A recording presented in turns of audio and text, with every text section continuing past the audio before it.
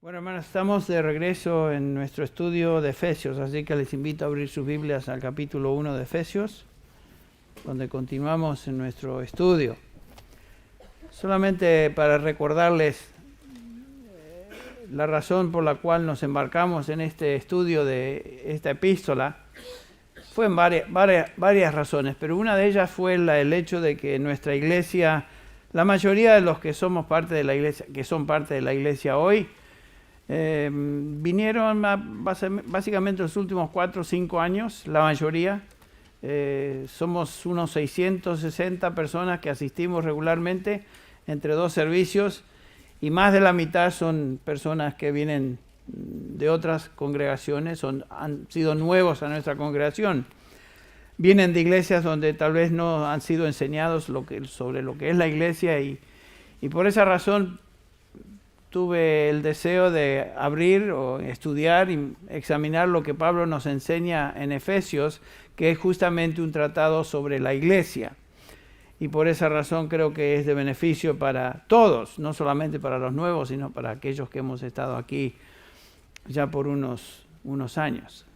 Yo a veces hasta me olvido lo que prediqué el domingo anterior, así que yo estoy exagerando, ¿no? Pero digo que se nos olvida y es bueno volver a repasar lo que Dios nos enseña acerca de cualquier tema que Él considere vital, que todo es vital en su palabra. Pero otra razón es que la iglesia hoy, la iglesia contemporánea, la iglesia evangélica en particular, está pasando por momentos de confusión acerca de lo que es la iglesia, para qué existe, cómo debe funcionar.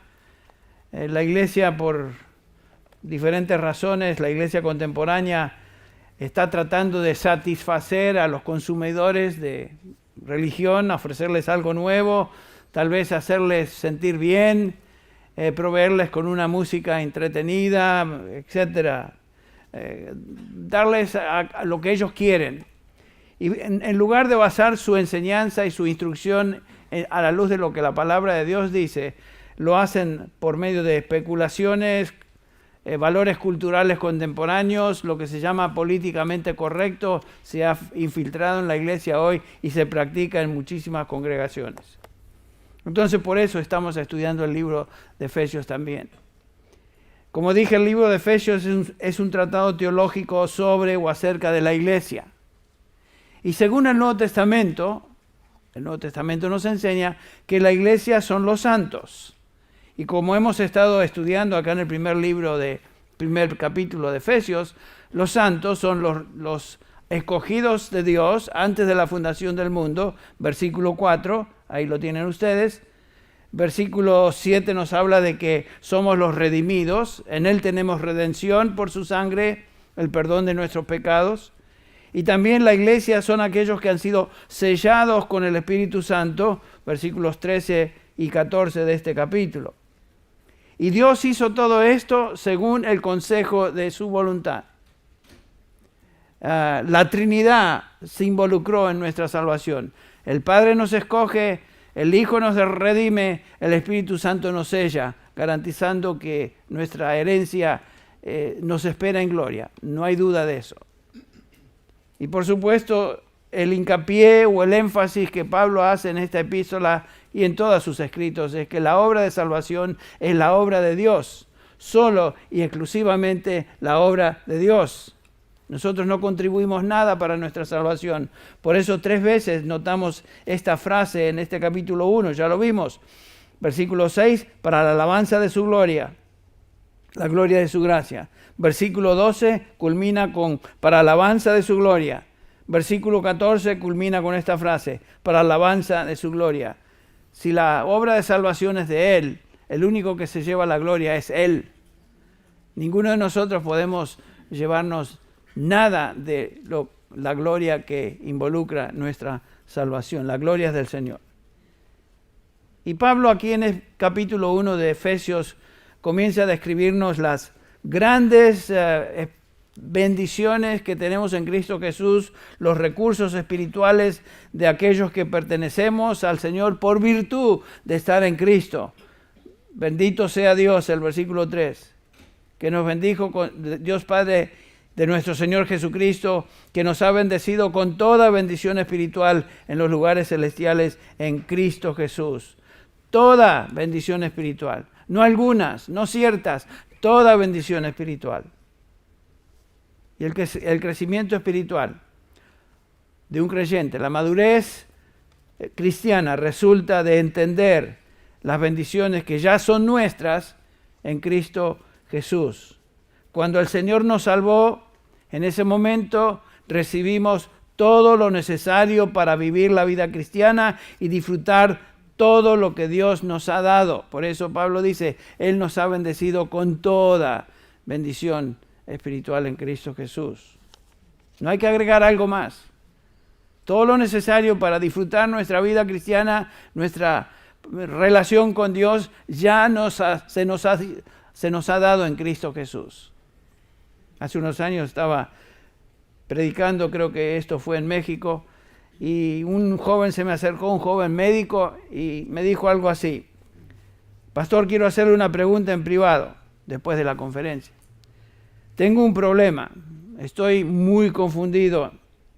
Tengo amigos que me dicen que para que realmente pueda experimentar la plenitud de la vida cristiana, debo hablar en lenguas. ¿Qué me dice usted? Bueno, yo les haría la pregunta a ustedes. ¿Es eso correcto? ¿Es cierto eso? Por supuesto que no. La pregunta fundamental que un creyente se debe hacer no es qué es lo que tú piensas, no es lo que éste piensa, no es lo que se dice en esta iglesia, no es lo que se dice en esa otra congregación, es qué dice la Escritura. ¿Qué dice la Escritura? Esa es la pregunta básica que cada uno de nosotros debemos hacernos acerca de cualquier tema, cualquier doctrina. Y es obvio, claramente en la Escritura, la Biblia me enseña en términos categóricos que todo lo necesario para vivir la vida cristiana en victoria ya fue logrado por Cristo Jesús y desde el momento de la salvación. Eso es mi experiencia. No necesitamos nada más. Nada más.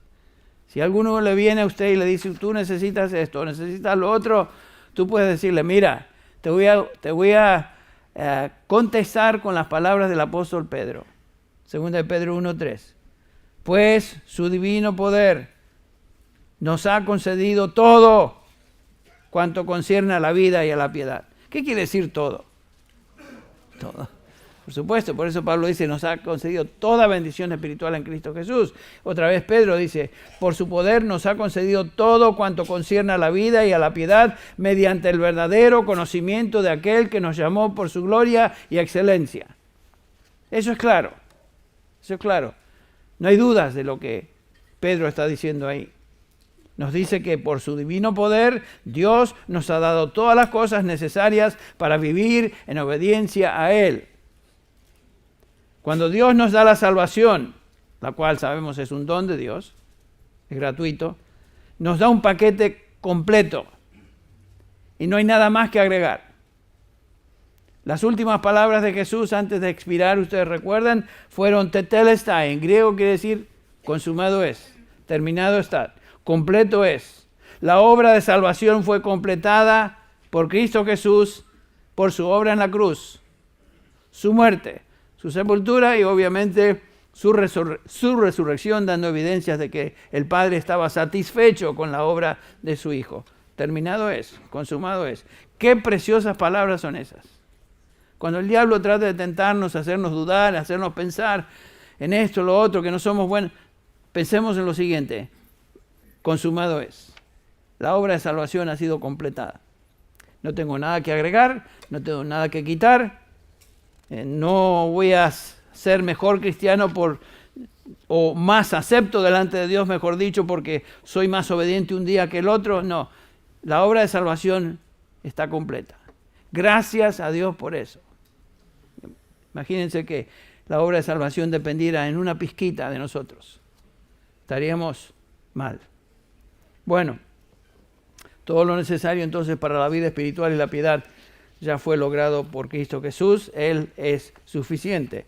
Y de eso nos habla Pablo en Efesios, y particularmente ya lo comenzamos a ver en este capítulo 1, versículos del 3 al 14. Pablo está instruyendo a estos creyentes acerca de las riquezas espirituales del creyente y su posición en Cristo, el plan de Dios y los beneficios de nuestra redención. Veamos un poquito acerca de esta oración de Pablo, que comienza con el versículo 15 hasta el versículo 23. Y vamos a dar lectura, porque va a ser la base de nuestro estudio el resto del tiempo. Versículos del 15 al 23 de Efesios 1. Dice así: por esta razón también yo, habiendo oído de la fe en el Señor Jesús que hay entre vosotros, y de vuestro amor por todos los santos, no ceso de dar gracias por vosotros, haciendo mención de vosotros en mis oraciones, pidiendo que el Dios de nuestro Señor Jesucristo, el Padre de gloria, os dé espíritu de sabiduría y de revelación en un mejor conocimiento de Él.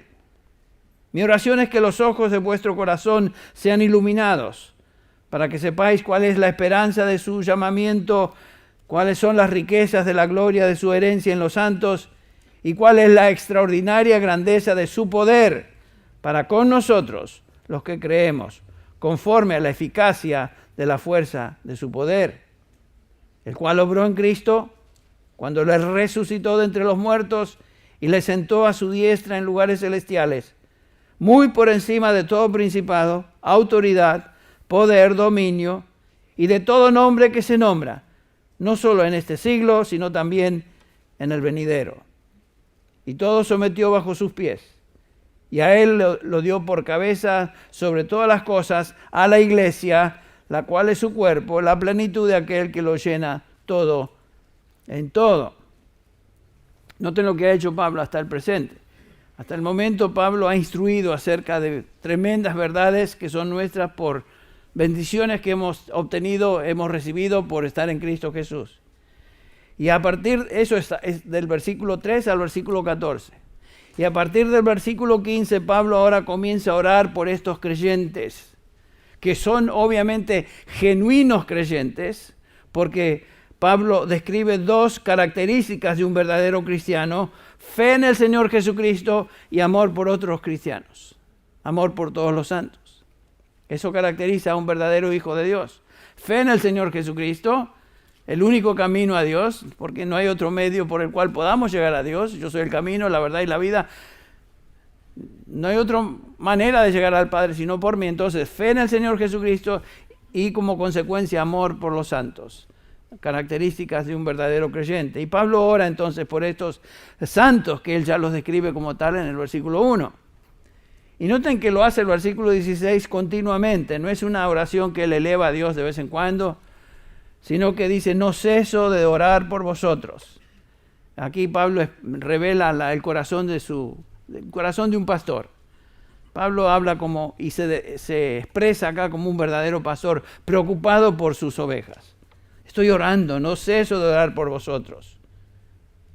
Y en el versículo 17, Pablo se dirige entonces, o es como que hiciera una pausa antes de entrar en pedidos específicos. Pablo se detiene y reflexiona sobre la persona a quien se dirige. Noten que lo describe el Dios de nuestro Señor Jesucristo, el Padre de gloria.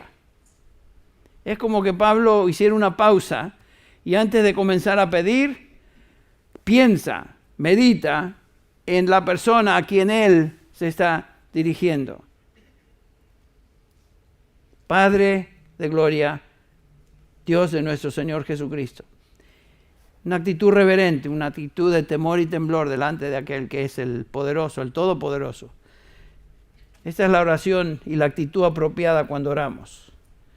Cuando oramos debemos darnos cuenta ante quién nos encontramos, ante la presencia de quién nos dirigimos. Y no venir con nuestra listita de pedidos así apresuradamente y comenzar: Padre, tengo esto, tum, tum, tum, tum, y aquí le damos la lista de pedidos. Esa no es la manera de orar. Estamos estudiando el Padre Nuestro. Los días miércoles, capítulo 11 de Lucas, comienza el Señor enseñándoles diciendo: Padre nuestro que estás en los cielos, santificado sea tu nombre. Hágase tu voluntad.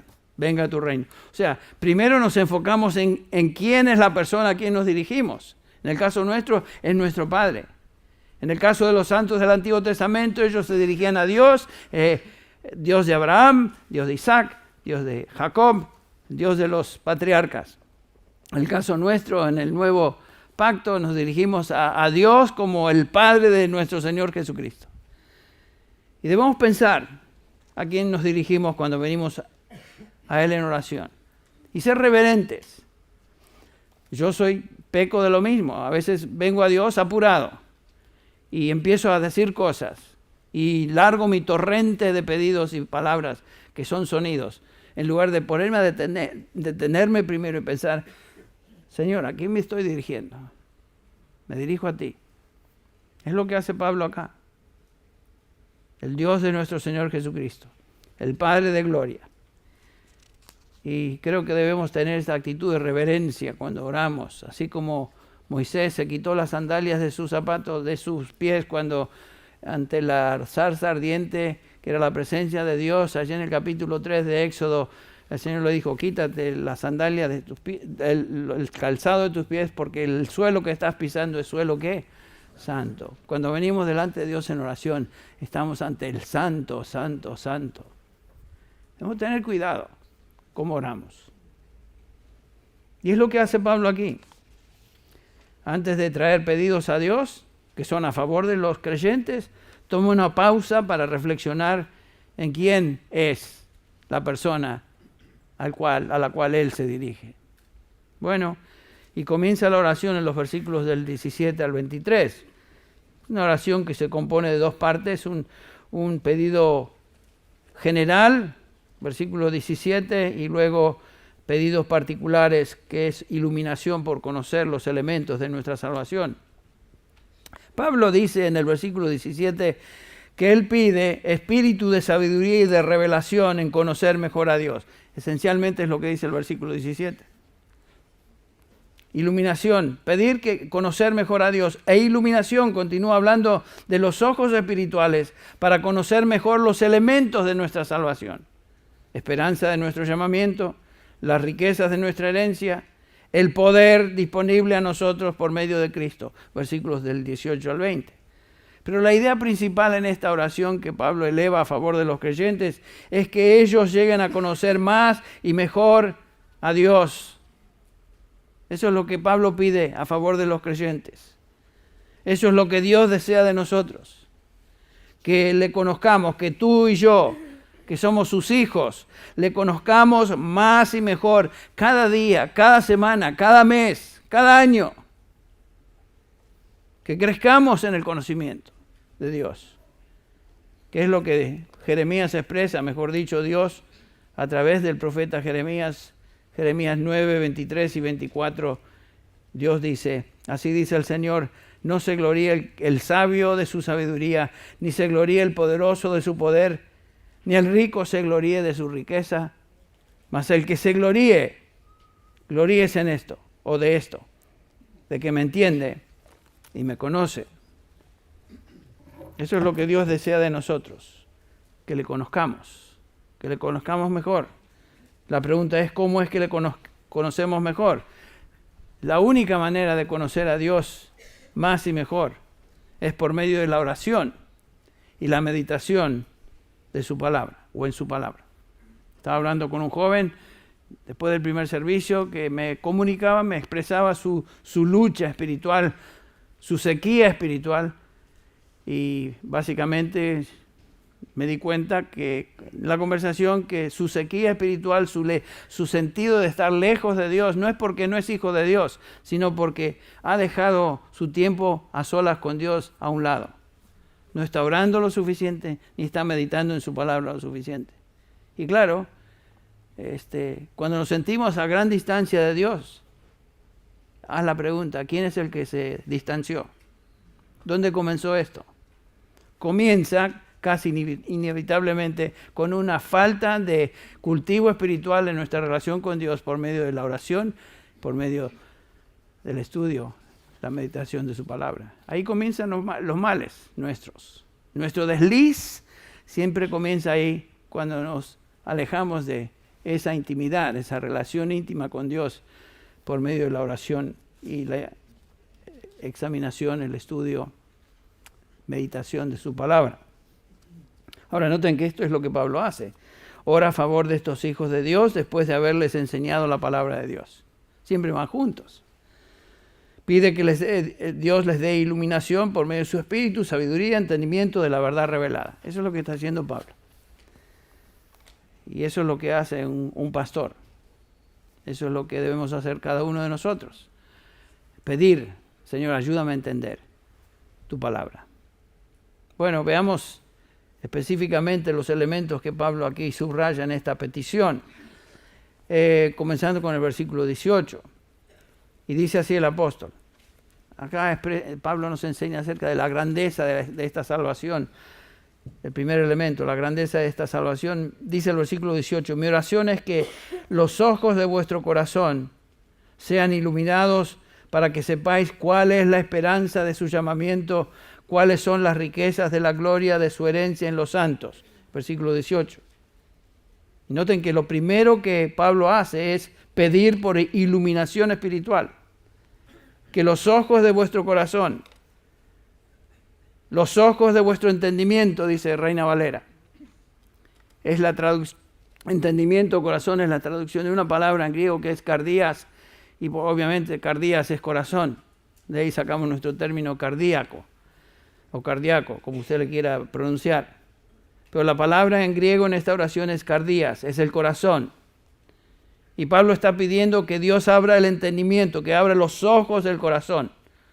Obviamente no está hablando del corazón físico, sino el corazón, el entendimiento. Y un principio interesante de notar es lo siguiente, que no es suficiente conocer doctrina. No es suficiente aún conocer buena y sana doctrina. Debemos entender espiritualmente las implicaciones de esa doctrina y cómo eso se aplica a nuestra vida. No simplemente acumular información y con eso estamos bien. Es conocer y orar. Porque el entendimiento espiritual solamente viene de Él. Viene de su espíritu que reside en nosotros. Pero qué interesante que Dios no lo hace automáticamente. Sino que nos llama y nos enseña por principio y precepto a orar, pedir que Él abra nuestro entendimiento. ¿Se acuerdan el Salmo 119, versículo 18 creo que es? Abre los ojos de mi entendimiento para que pueda ver las maravillas de tu ley.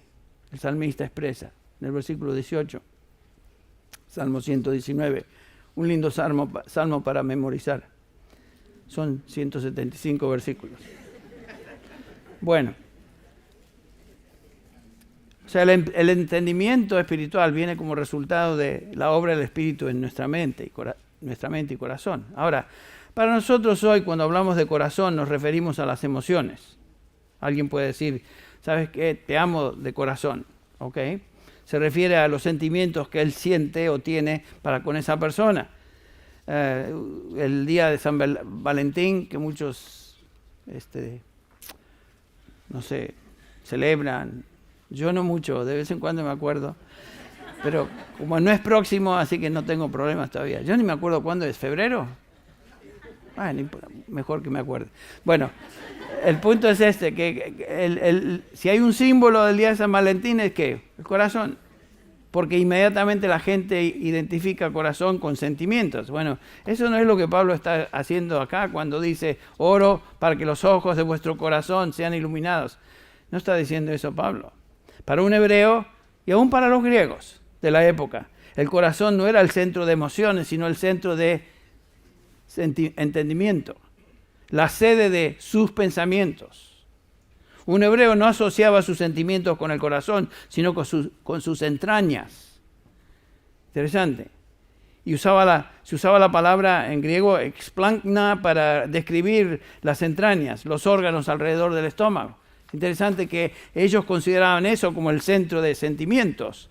Por ejemplo, en 1 Juan 3:17, aquí el apóstol Juan está escribiendo a los creyentes y dice, pero el que tiene los bienes del mundo, todos los bienes del mundo, y ve a su hermano en necesidad y cierra su corazón, dice ahí.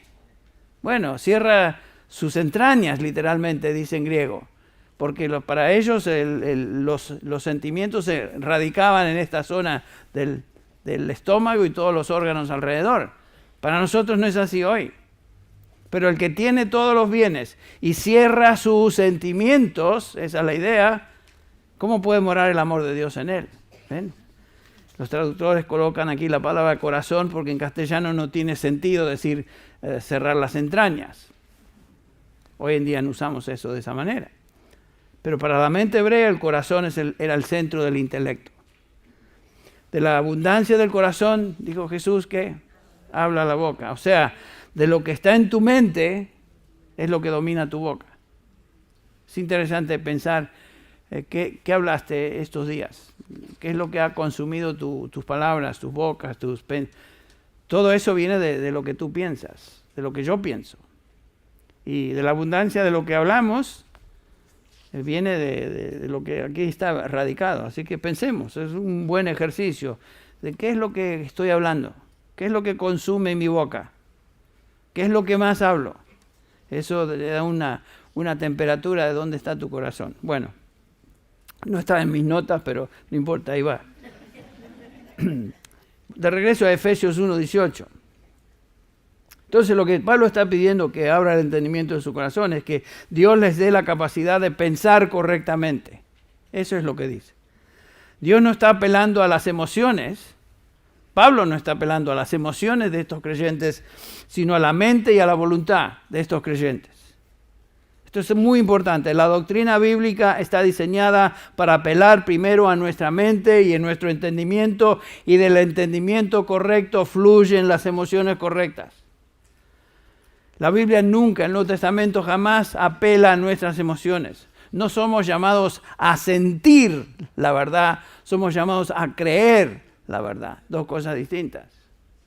Ahora, como resultado de creer la verdad, nuestros sentimientos comienzan a alinearse. Pero no podemos dejarnos llevar por nuestras emociones a menos que estén sometidas a la verdad de Dios, porque nuestras emociones siempre nos van a llevar de aquí para allá, como veleta, como un barquito a la merced de las olas y llevado de aquí para allá. Y así no es como vivimos. Hay iglesias que apelan a las emociones. Hay congregaciones donde se hace mucho énfasis en el algarabía y expresar expresiones de júbilo y de una manera descontrolada. Eso no es lo que se enfatiza en la Escritura. Eso no es lo que se enfatiza en la Escritura. Somos llamados a andar por fe y no por vista. También cabría la palabra sentimientos. Somos llamados a vivir por fe y no por sentimientos. Dios quiere primero que entendamos con nuestra mente su verdad.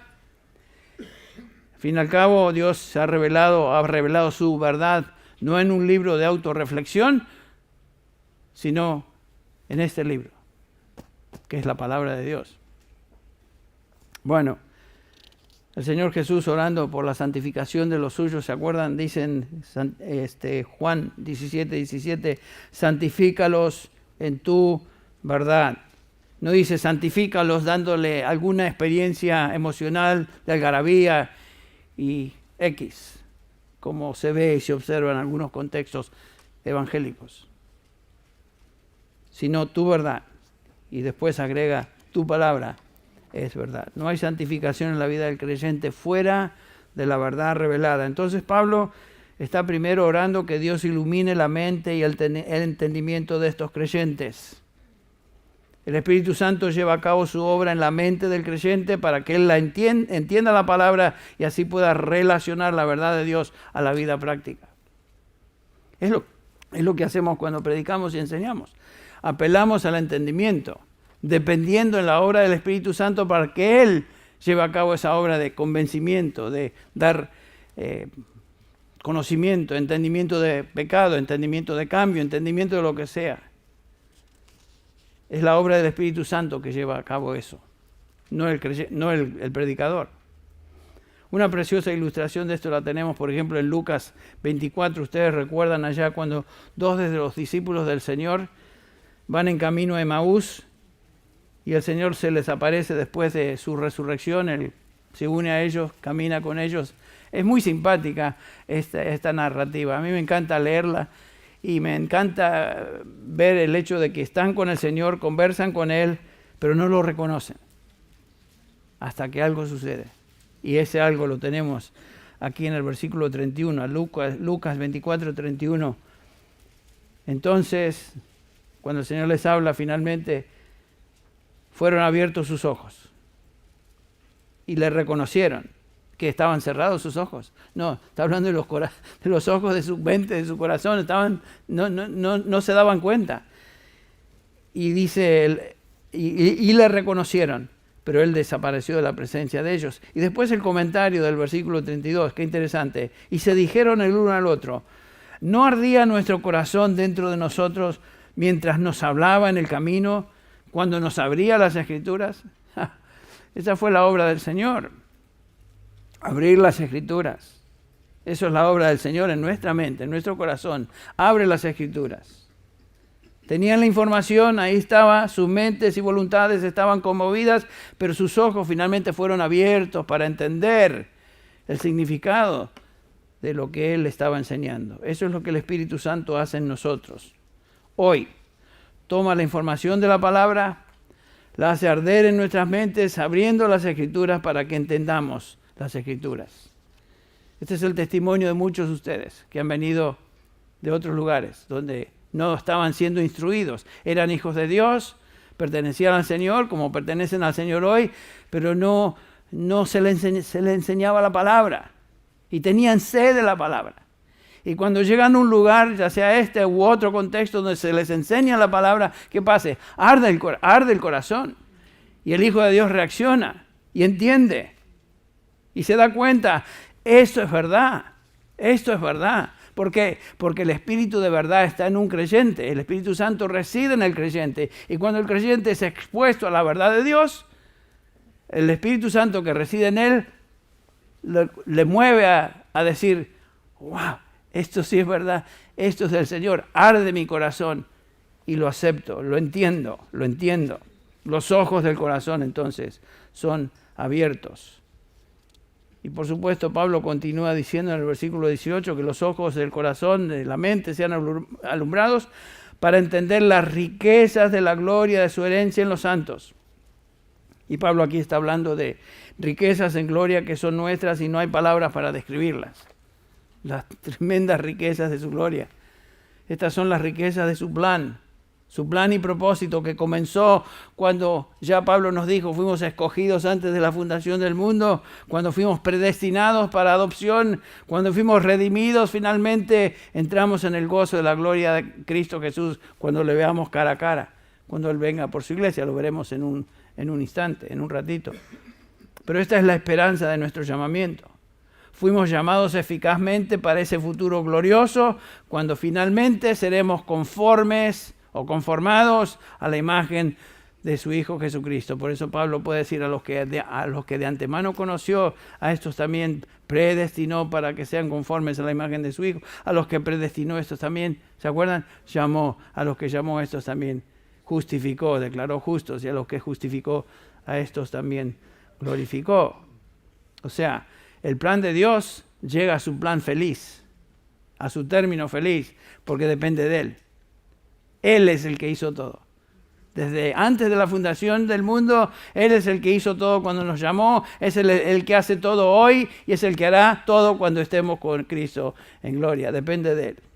Bueno, en segundo lugar, aquí Pablo ora para que estos creyentes entiendan la grandeza de su poder, el cual garantiza que obtendrán su herencia. Versículo 19. Fíjense. ¿Y cuál es la extraordinaria grandeza de su poder? Para que nosotros, los que creemos, conforme a la eficacia de la fuerza de su poder, hasta ahí el versículo 19. Y noten que Pablo no está pidiendo que Dios les dé poder, sino que está pidiendo que abran sus ojos para que sepan y entiendan el poder que ya es de ellos. No está pidiendo que Dios les dé poder. Tú no necesitas más poder de que el poder que ya recibiste cuando recibiste el Espíritu Santo. Aquí Pablo usa 4 palabras que describen poder. Dunamis, que es, entendemos esa palabra porque, por ejemplo, dinamita sale de ahí. Eficacia, energía, energeian, que es energía. Kratos, que es poder o dominio. Poder o fuerza, que es ixus, otra palabra. No importa, en un versículo Pablo está describiendo el poder de Dios que está a nuestro favor. Y Pablo, otra vez repito, no pide que Dios les dé el poder, sino que Dios ilumine su corazón, su mente, para que sepan la extraordinaria grandeza del poder de Dios, el poder que ya es nuestro porque estamos en Cristo Jesús, porque el Espíritu Santo radica en nosotros. Tenemos poder. Tenemos poder. Ahora, no nos apropiamos de ese poder, no conocemos ese poder, por eso Pablo ora para que los creyentes entendamos. Y nosotros debemos orar por eso. Por ejemplo, tenemos poder para evangelizar. Dice Pablo, no me avergüenzo del evangelio porque es que poder de Dios, dunamis, la misma palabra. Poder de Dios para salvación. O sea que el poder reside en el evangelio, reside en la palabra, no reside en la persona que lo enseña o lo proclama. Es el poder de Dios. Pero nosotros tenemos el poder del evangelio para proclamar ese evangelio y dependemos en el poder de Dios para que haga su efecto. Tenemos también poder de Dios para sufrir, soportar cualquier cosa que nos suceda. Algunos están tal vez pasando por un sufrimiento particular, una aflicción particular en este momento. Pero noten cómo el apóstol Pablo nos dice lo siguiente acerca de ese poder que nos ayuda a vivir en medio de la aflicción. 2 Corintios 4, 7. Dice Pablo, tenemos este tesoro en vasos de barro para que la extraordinaria grandeza del poder de Dios sea de Dios y no de nosotros. Y después agrega que somos afligidos en todo, pero no agobiados. Perplejos, pero no desesperados. Versículo 9. Perseguidos, pero no abandonados. Derribados, pero no destruidos. El poder de Dios está por su Espíritu en nosotros para poder sobrellevar cualquier tipo de tribulación por la cual estemos pasando. Y podemos venir a Dios, Señor, estoy pasando por esta tribulación, vengo al trono de gracia pidiendo misericordia y gracia para ayudarme en esta aflicción. No pedir necesariamente que me la quite, como hizo Pablo en 2 Corintios 9, que él rogó al Señor que le quitara ese aguijón 3 veces y el Señor le dijo, bástate ¿qué? Mi gracia, porque mi poder se perfecciona en la aflicción. Tenemos el poder del Señor, el poder de Cristo, a nuestra disposición. También tenemos el poder de Dios necesario para hacer la voluntad de Dios. Noten Filipenses 2, 13. Porque Dios es quien obra en vosotros. Esa palabra obrar es energía, energeo. Tanto el querer como el hacer para su beneplácito. Tenemos el poder de Dios, quien obra en nosotros para hacer su voluntad. Y finalmente tenemos el poder de Dios para servir en lo que el Señor nos dé hacer. Colosenses 1, 29. Con este fin, dice Pablo, también trabajo esforzándome según su poder, que obra poderosamente en mí. Pablo estaba consciente que su ministerio dependía del poder del Señor que estaba en él. Todo lo puedo en Cristo que me fortalece. No era él, no somos nosotros. Pero el poder de Dios que reside en nosotros por su Espíritu es la promesa que tenemos que nos va a ayudar, nos va a asistir para poder llevar a cabo la obra que Él nos da a hacer. A veces uno se siente tan débil, hermanos, que no puede llevar a cabo la obra y uno piensa, Señor, yo no puedo hacer todo lo que tú tienes para mí. Y me siento débil, me siento incapaz. Eso es un buen lugar para estar. Porque el Señor dijo a Pablo, bástate mi gracia.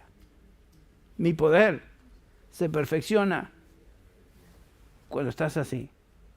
Cuando estás rogando, Señor, quita esto de mí. No, bástate mi gracia. En medio de la aflicción, yo te voy a dar el poder y la gracia para pasar en medio de la aflicción. No quitarte la aflicción necesariamente. Algunos de ustedes estarán pensando, yo no sé si tengo ese poder del que hablabas, Henry. Bueno, te digo lo siguiente. Si tú eres cristiano, ¿qué quiere decir? Que tú tienes el Espíritu Santo en tu vida. Porque dice la Escritura en Romanos 8, 9, que si alguno no tiene el Espíritu de Cristo, el tal no es de Él. Pero si tú eres del Señor y el Espíritu Santo está en ti, tú tienes poder. No puedes decir a Dios, no tengo el poder. Mira, recibiréis poder cuando el Espíritu Santo venga sobre vosotros. La promesa del Señor, ¿se acuerdan? En el día de Pentecostés. El Espíritu Santo vendría, incorporaría a toda la iglesia en el cuerpo de Cristo. Desde ese día en adelante, todo creyente ha recibido el Espíritu Santo y dice, me seréis testigos en Jerusalén, en Judea, Samaria y hasta los fines de la tierra. Pablo estaba consciente y la Escritura nos enseña que el poder es nuestro, está en nosotros, porque el Espíritu Santo está en nosotros. Noten en esta misma epístola, el versículo 20 del capítulo 3, cómo Pablo expresa esto. Efesios 3:20. Y aquel que es poderoso para hacer todo mucho más abundantemente de lo que pedimos o entendemos, según el poder que obra en nosotros. ¿Quiénes son los nosotros? Pablo y todo creyente. Tenemos el poder del Espíritu Santo en nosotros. Tenemos ese poder. Y este poder incluye a todos los creyentes. Y entonces el versículo 20 del capítulo 1, otra vez regresando ahí, para que entendamos ese poder, Pablo nos da una ilustración de lo que el poder de Dios puede hacer o hizo. ¿Qué tan fuerte es el poder de Dios, de su Espíritu? Noten en el versículo 20 otra vez, Efesios 1:20. Este poder, el cual obró en Cristo cuando le resucitó de entre los muertos y le sentó a su diestra en los lugares celestiales. Eso es poder. Eso es poder. A veces dudamos que tenemos el poder. Miren el poder que nos dice Pablo que nosotros tenemos. Es el mismo poder que levantó, resucitó a Cristo de entre los muertos. Eso es poder. Si tienes dudas del poder de Dios que Él ha prometido y ha dado a los suyos, reflexiona en este poder que se manifestó resucitando a Jesucristo de la tumba y así rompiendo las cadenas de la muerte. Cristo deshizo el poder de la muerte por medio del poder de su resurrección.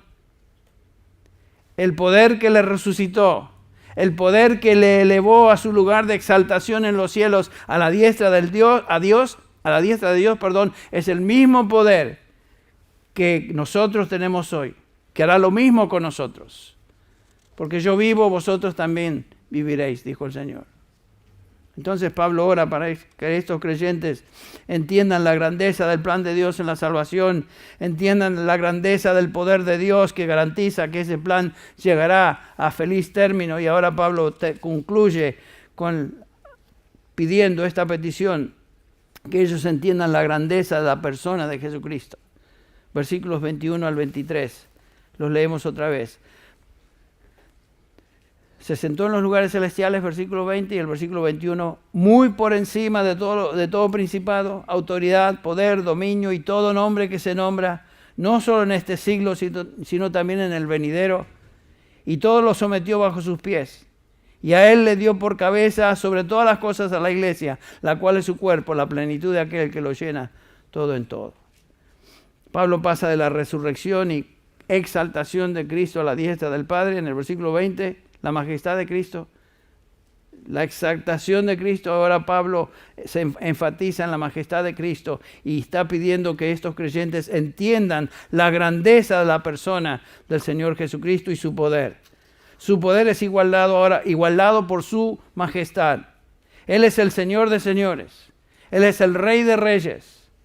Eso es lo que Pablo le escribe a Timoteo y le recuerda a Timoteo cuando Timoteo, un joven pastor, ustedes recuerdan, segunda epístola de Pablo a Timoteo, estaba pasando por tristeza, estaba pasando por desaliento, posiblemente acobardado por todo lo que le esperaba y las responsabilidades que él tenía, y había perdido la brújula, por decirlo así. Se había norteado espiritualmente hablando, digamos. Y Pablo le recuerda, regresa a lo siguiente, Timoteo, acuérdate de algo.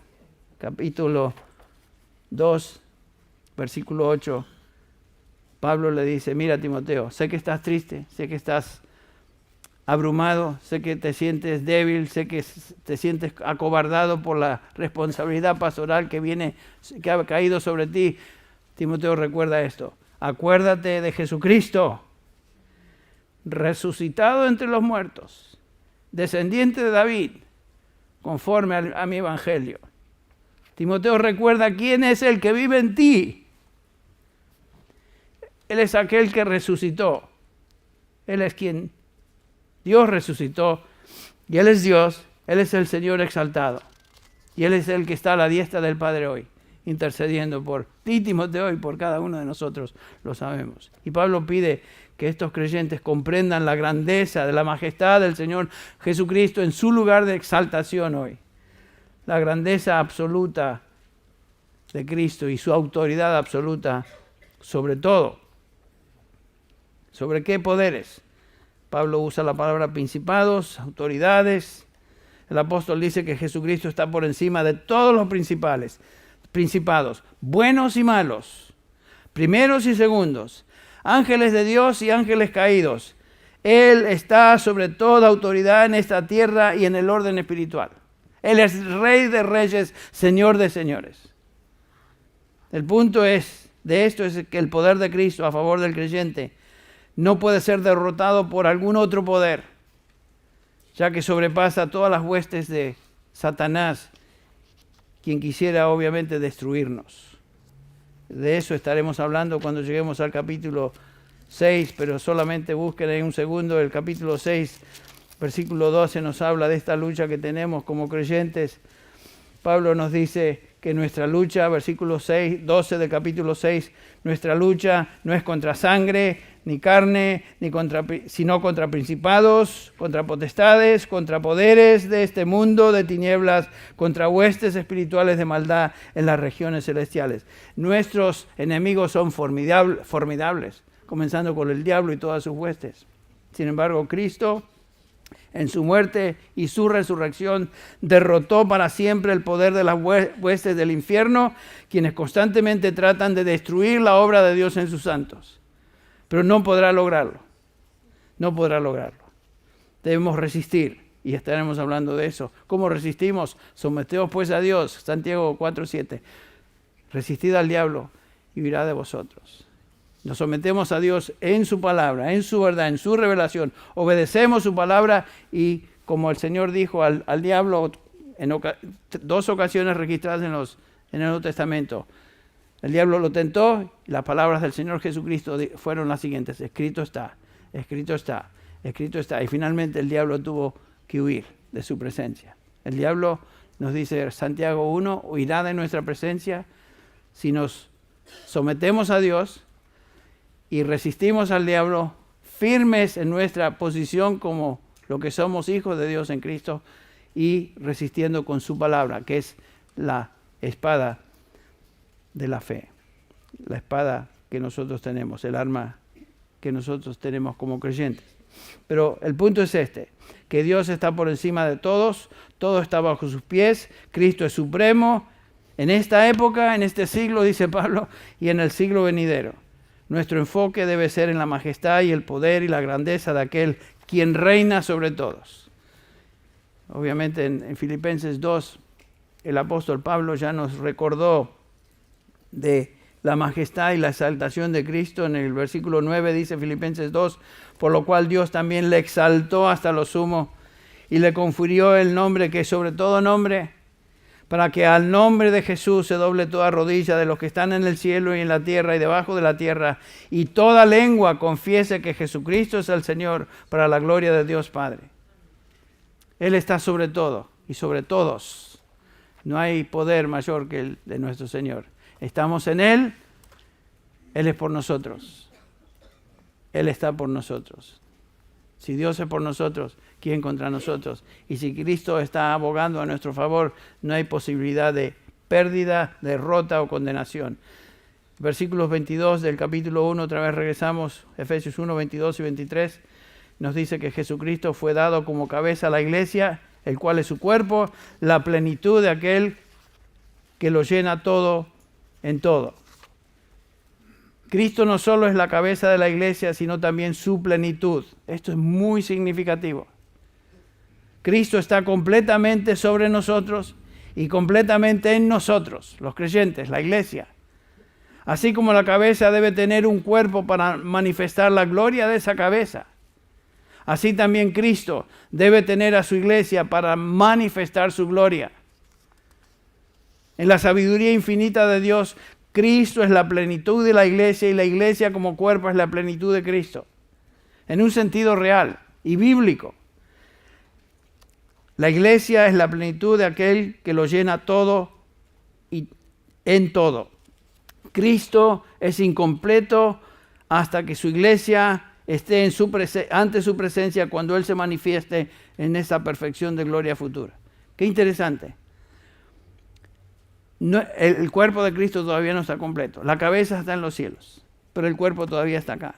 Estamos espiritualmente en Él, pero va a llegar el día cuando le veamos cara a cara, que es lo que dice justamente Juan capítulo 3, versículo 2. Amados, ahora somos hijos de Dios y aún no se ha manifestado lo que habremos de ser.